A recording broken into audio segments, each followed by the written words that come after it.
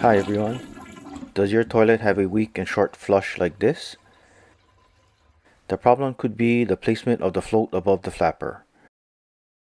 When the toilet flush handle is pressed down, the lever raises and lifts the float and flapper. Water from the tank rushes down the flush valve to the toilet bowl.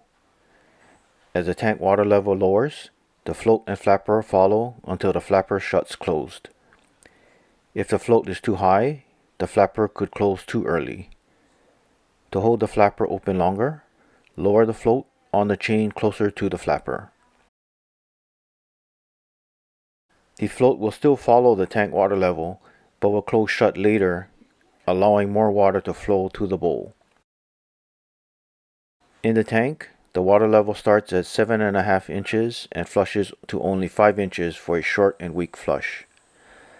Now we'll lower the float down to the top of the flapper. The tank water level starts at 7.5 inches again, but this time flushes down to 3 3/4 inches, allowing for a longer and stronger flush. Adjust the float higher or lower according to your needs. Here is another video that might interest you.